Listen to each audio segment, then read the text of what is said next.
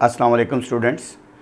बच्चों, आज हमारा लेक्चर नंबर 6 है और इस लेक्चर के अंदर हम एक टॉपिक कवर करेंगे, मेल्टिंग एंड बॉइलिंग पॉइंट। तो उम्मीद है कि आपको केमिस्ट्री अच्छी समझ आ रही होगी। तो बच्चों, मेल्टिंग एंड बॉइलिंग पॉइंट की डेफिनेशन आपके सामने लिख दी गई है। इसका मकसद ये है ताकि टाइम के ऊपर हम अपनी वीडियो ख़त्म कर सकें। तो बेटा, मेल्टिंग पॉइंट क्या होता है? ऐसा टेम्परेचर जिस पे लिक्विड और सॉलिड स्टेट दोनों एग्जिस्ट करें, उस टेम्परेचर को मेल्टिंग पॉइंट कहते हैं। Temperature at which there is equilibrium between solid and liquid state is called melting point. इसी तरीके से बच्चों, बॉइलिंग पॉइंट। बॉइलिंग पॉइंट क्या है?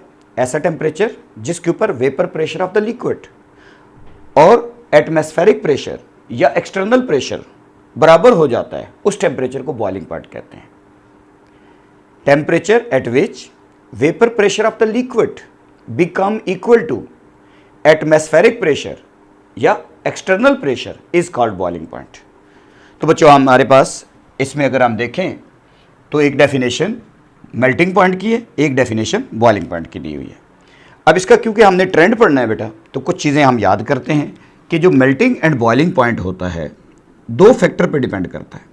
Melting and boiling point is directly proportional to number of binding electrons. Number of binding, word है binding, number of binding electrons. जितने ज़्यादा number of binding electrons होंगे, इतना ज़्यादा मेल्टिंग एंड बॉइलिंग पॉइंट होगा। जैसे आमतौर पर आपसे कहा जाता है सेकंड ए ग्रुप एलिमेंट का मेल्टिंग एंड बॉइलिंग पॉइंट ज़्यादा होता है as compared to first A group element. तो आप कहते हैं फर्स्ट ए ग्रुप एलिमेंट के आउटर मोस्ट शेल में एक इलेक्ट्रॉन है, वो बाइंडिंग पर्पज़ के लिए एक इलेक्ट्रॉन यूज़ करते हैं, उनके अंदर मेटालिक बॉन्डिंग वीक होती है, इसलिए उनका मेल्टिंग एंड बॉइलिंग पॉइंट कम होता है। जबकि सेकंड ए ग्रुप एलिमेंट, उनके आउटर मोस्ट शेल में दो इलेक्ट्रॉन हैं, वो बाइंडिंग में यानी मेटालिक बॉन्डिंग के अंदर दो इलेक्ट्रॉन यूज़ करते हैं, उनका मेटालिक स्ट्रक्चर स्ट्रांग होता है, इसलिए उनका मेल्टिंग एंड बॉइलिंग पॉइंट ज़्यादा होता है। एक और फैक्टर है जो नॉन पोलर मॉलिक्यूल्स को आपस में कंपेयर करने के लिए यूज़ होता है। Melting and boiling point directly proportional होता है इंटर मॉलिक्यूलर फोर्सेस के। Inter molecular forces, inter molecular forces को आमतौर पर हम नॉन पोलर मॉलिक्यूल में वंडरवाल फोर्सेस के नाम से भी जानते हैं, लंदन डिस्पर्जन फोर्सेस के नाम से भी जानते हैं। तो इसलिए अगर कहा जाए कि मेल्टिंग एंड बॉइलिंग पॉइंट किन दो फैक्टर्स पे डिपेंड करता है, तो बेटा ये दो फैक्टर्स हम इसके अंदर याद रख सकते हैं। अब इसका ट्रेंड इन पीरियोडिक टेबल क्या चल रहा है, तो हमारे पास है ट्रेंड इन पीरियोडिक टेबल, क्योंकि ट्रेंड हम कंप्लीट डिस्कस कर रहे होते हैं बेटा। तो trend in periodic table, periodic table. अब बच्चों, पीरियोडिक टेबल में या तो हमने डाउन द ग्रुप आना है, जैसे इस चैप्टर में फर्स्ट ए है, सेकंड ए है, 4A है, 7A ग्रुप एलिमेंट्स हैं, उनके ट्रेंड डाउन द ग्रुप पूछ सकता है। Along the period third period शामिल है बच्चों। तो इस हमारे कोर्स में क्योंकि थर्ड पीरियड एलिमेंट हम पढ़ते हैं, तो बच्चों थर्ड पीरियड एलिमेंट का ट्रेंड भी पूछ सकता है। तो सबसे पहले हम आते हैं डाउन द ग्रुप। किसी भी ग्रुप में टॉप से बॉटम क्या होगा? Down the group. एक चीज याद रखनी है बच्चों, melting and boiling point down the group तमाम ग्रुप में डिक्रीज करता है except halogens and noble gases. तो इसलिए एक सेंटेंस याद कर लेते हैं, melting and boiling point decreases down the group except halogens and noble gases. Except halogens, जिनको आप 7A ग्रुप एलिमेंट कहते हो, एंड नोबल गैसेस, जिनको आप 8A ग्रुप एलिमेंट कहते हो। इन दो ग्रुप में इंक्रीज है बेटा, बाकी तमाम ग्रुप में डिक्रीज है, इन दो ग्रुप में इंक्रीज है। फेडरल के कुछ बच्चे कहते हैं सर हमारी बुक में लिखा हुआ है सेकंड ए के अंदर जो है कोई ट्रेंड मौजूद नहीं है। तो वो बच्चों बेसिकली वो मैग्नीशियम का मेल्टिंग एंड बॉइलिंग पॉइंट इस ग्रुप में सबसे कम होता है, इस वजह से उसने लिख दी है लाइन कि हमारे पास कोई ट्रेंड मौजूद नहीं है। वैसे जनरल ट्रेंड तमाम ग्रुप में डिक्रीज है except halogens and noble gases. अब हम दो रीज़न बनाते हैं। जैसे फर्स्ट रीज़न हम बात करते हैं हैलोजन्स और नोबल गैसेस को छोड़कर तमाम ग्रुप में क्यों डिक्रीज है बच्चों? मेल्टिंग एंड बॉइलिंग पॉइंट तमाम ग्रुप में इसलिए डिक्रीज है कि टॉप से बॉटम आए तो एटॉमिक साइज इंक्रीज करता है बेटा। एटॉमिक साइज किसी भी ग्रुप में टॉप से बॉटम इंक्रीज करता है। एटॉमिक साइज इंक्रीज करने से distance between the nucleus and outer most electron decrease करता है। Distance between the nucleus and outer most electron increase करता है बेटा, sorry increase. Atomic size increase करता है, distance between the nucleus and outer most electron increase करता है, जबकि force of attraction between the nucleus and outer most electron decrease करती है। Force of attraction between the nucleus and outer most electron decrease करेगी। बच्चों अगर force of attraction decrease करेगी तो बॉन्डिंग जो होगी वो वीक होती जाएगी।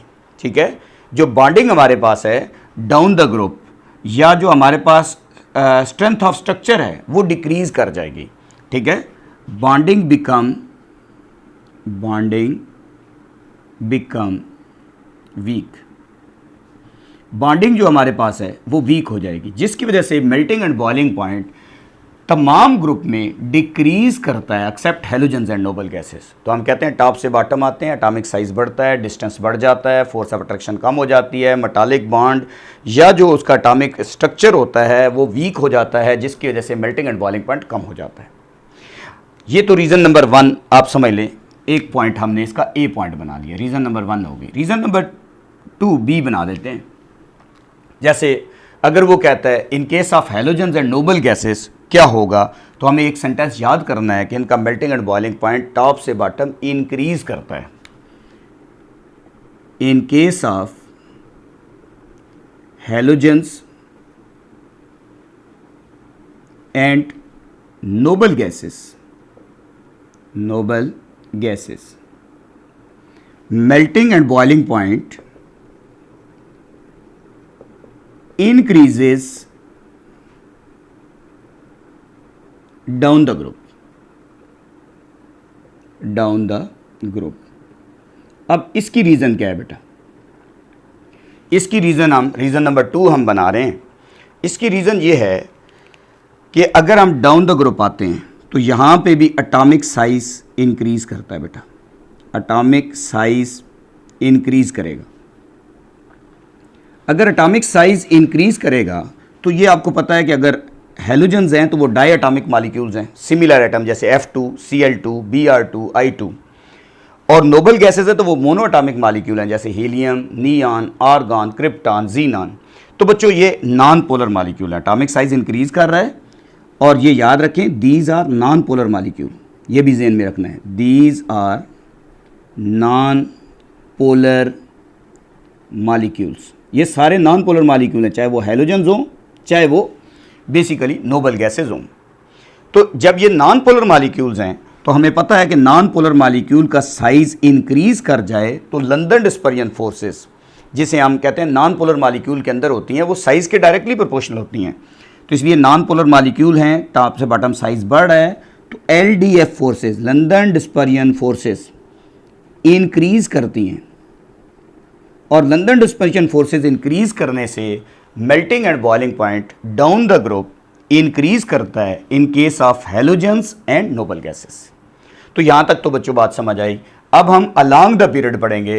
अलोंग द पीरियड जनरल बात करने के बाद बच्चों मैं थर्ड पीरियड एलिमेंट की बात करूँगा यहाँ पे। तो यहाँ तक पहले अगर आपने स्क्रीनशॉट लेना है तो बेटा स्क्रीनशॉट ले लें, और उसके बाद हम नेक्स्ट इसके अंदर अलोंग द पीरियड पढ़ने जा रहे हैं। उम्मीद है कि आपने स्क्रीनशॉट ले लिया होगा। अब हमारे पास बच्चों along the period melting and boiling point trend क्या चल रहा है। अगर हम अलोंग द पीरियड चलते हैं तो melting and boiling point 4 group तक इंक्रीज करता है बच्चों, लेफ्ट से राइट 4 ग्रुप तक इंक्रीज करता है, उसके बाद डिक्रीज करता है। तो हम एक हेडिंग इसमें बना लेते हैं, along the period. Along the period left से राइट क्या ट्रेंड चल रहा है बच्चों, इसमें हम लिखने लगे हैं melting and boiling point increases along the period इसका मतलब है बच्चों लेफ्ट से right, along the period up to 4A group element, 4A group elements, and then decreases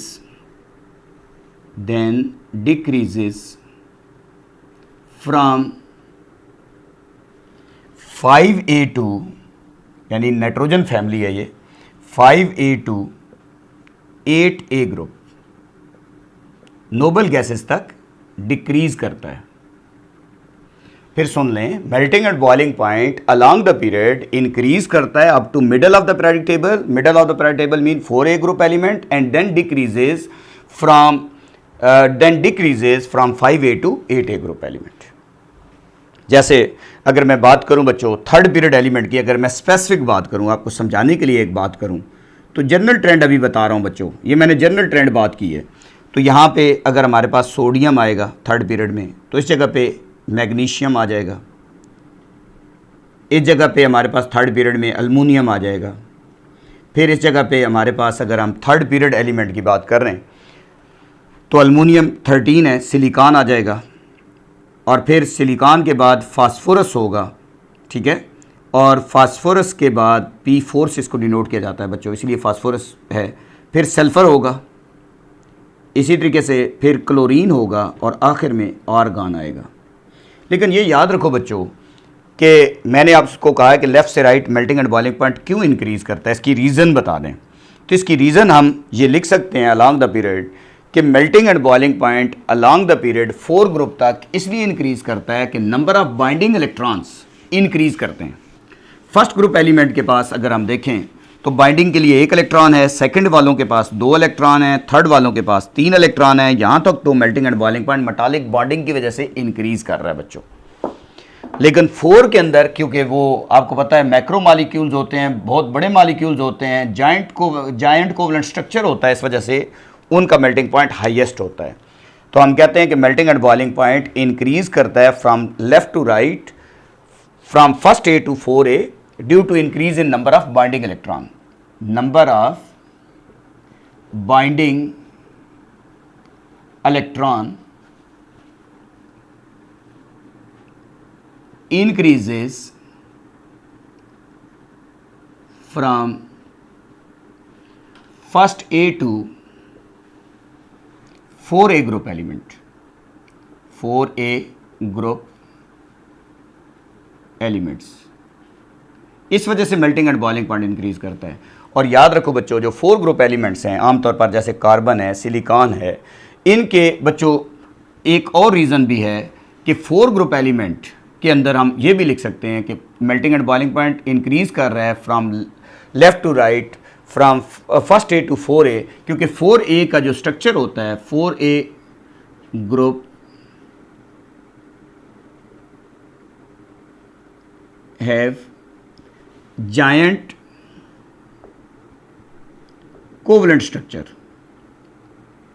इनका बहुत बड़ा स्ट्रक्चर होता है बच्चों, इनमें LDF फोर्सेस बहुत स्ट्रांग होती हैं, इसलिए इनका highest melting and boiling point होता है। 4 ग्रुप तक सबसे हाईएस्ट 4 ग्रुप का है। फिर 4 ग्रुप के बाद डिक्रीज क्यों होना शुरू हो जाता है बच्चों? एक तो हम ये भी बता सकते हैं कि देखो इसके पास आउटर मोस्ट शेल में 5 इलेक्ट्रॉन हैं, 3 इलेक्ट्रॉन चाहिए बाइंडिंग के लिए, ऑक्टा कंप्लीट करने के लिए। इसके आउटर मोस्ट शेल में 6 हैं, 2 चाहिए।